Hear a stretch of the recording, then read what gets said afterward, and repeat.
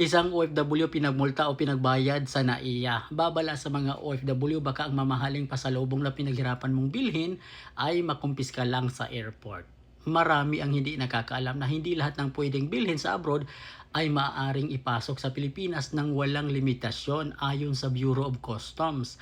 May mga produktong maaaring dalhin ng walang FDA clearance kung ang mga ito ay una para lang sa personal use. Pangalawa, hindi lalampas sa itinakdang allowed quantity. Tanong, ano ba ang allowed quantity ng mga bagahe o pasalubong na maaari nating dalhin ng libre sa Pilipinas? Una, laruan ng bata, 10 piraso lamang. Pangalawa, perfumes, 5 piraso lamang.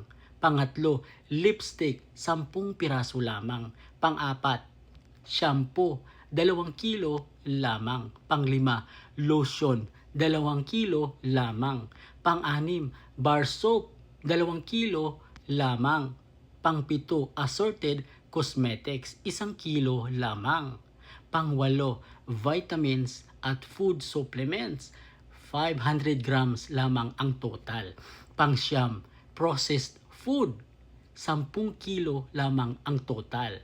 At panghuli, wine or liquor, 2 buti lamang na hindi hihigit sa 1.5 liters. Mahalagang paalala, kung lalampas sa itinakdang limitasyon, maaaring kailangan ng FDA clearance at depende sa sitwasyon, ang mga produkto ay maaaring maharang o makumpiska ng otoridad o kaya naman ay ikaw ay magmumulta. Kaya kung ikaw ay isang OFW, dapat alam mo ito para hindi magkaproblema sa airport.